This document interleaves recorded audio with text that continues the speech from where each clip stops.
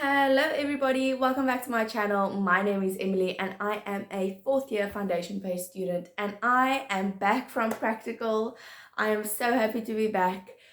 But speaking of practical, obviously practical is fun. I had a really great experience. I really enjoyed myself, and you can hear more about my practical, see more activities over on my Instagram. The link is in my description.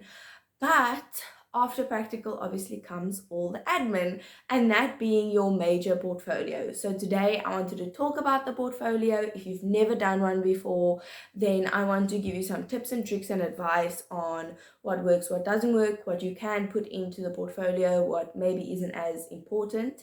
But before we start, just a quick disclaimer. Please note that if your university gives you a guideline or a certain set of rules that you have to follow when putting a portfolio together, please follow those rules. But nonetheless, I do hope that this video is helpful. So let's get right into it. In my first year, we had to hand in our portfolios as a document, a huge document in a huge file, as you can see. But then last year and this year, everything is electronic because obviously we are online. I am working off of this portfolio. I obviously have other portfolios on my laptop. I'm currently working on my portfolio that has to be in at the end of May. So the way we had to do it, the first page had to be our rubric of the thing. At the moment, or the way that we do it now online, we don't have to add a rubric, or not that I'm aware of. Like I said, I haven't actually put together my full portfolio yet. But very important to remember, if you are doing practical, if you're going to do practical, you need to keep everything, document everything. And then you're obviously going to jump straight into your contents page. We got a letter from the university that the school had to sign, and then we also got a dress code letter that the school had to sign. So that was the very first thing that we had to put in our portfolio. We get a lot of documentation where they tell you exactly how they want it. If some specific lecturers also want it like in a certain order, so obviously if your lecturer wants it like that, please do it like that. This is just me speaking from my experience and what I've had to do. You will probably have to do a situation analysis, and you're probably thinking, if you're a first year, if you're doing it for the first time, what the heck is a situation analysis?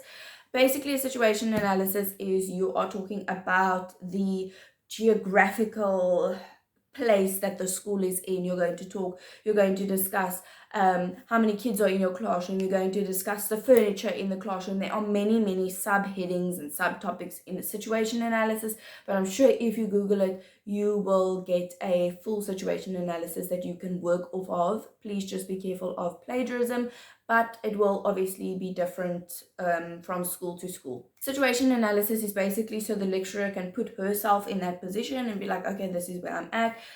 You will talk about like the socioeconomic status of the learners, and I don't know what the right word is. Guys, I study in Afrikaans, so if I say the wrong words, I'm sorry, I do apologize. But that will probably be follow after your documentation that you have to have signed, because that way, like I said, the lecturer can just, get right into it. In our first week of practical, we usually go out for 4 weeks.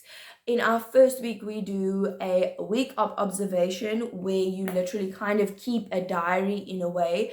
But now my fourth year one looks a lot different than my first year one because the requirements are different, the lecturer is different, so there are many factors that come into play. But things to observe in your first week is, does the teacher at school use a daily program? Does she stick to a schedule?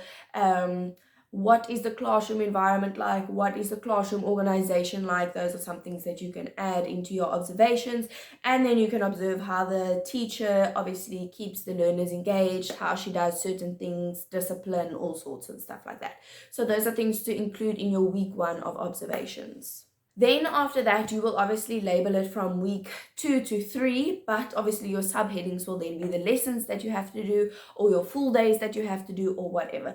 The way we do it is we put our lesson plan in first, obviously, and then you have your evaluation form if the lesson had to be evaluated. If you are in fourth year, you are most likely to have had all your lessons evaluated, and then after that you will add a reflection. And I actually made a TikTok about this earlier, so if you'd like more information about how to write a personal reflection, then I highly suggest you click the link down below, and while you are down there, you can go ahead and subscribe as well, and then you can see what questions to ask yourself when doing your personal reflection. Your personal reflection is really based off of how your lesson went, and how you felt about it. In my first year, we did not have to do this. So if you were in first year, or if your university doesn't want you to do it like this, you could also be in fourth year. Maybe they just don't do it like this.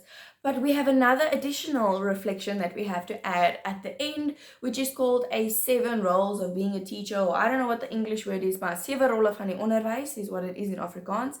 We have to do a reflection regarding that. Another thing your university might want you to get is a daily planning schedule, or they might want you to get a weekly planning that the teacher has, or they will want you to get the monthly planning that you were there for the whole month. That way the university can see that you've not kind of caught on nonsense, and that you've done your own thing, and that you have gone according to the planning of the teacher. So that is the video. That is the portfolio kind of broken down. So don't forget to subscribe, and please like this video. Leave me a comment of what you would like me to cover next, and then I will check you all in the next video, hopefully sometime soon. Okay, bye!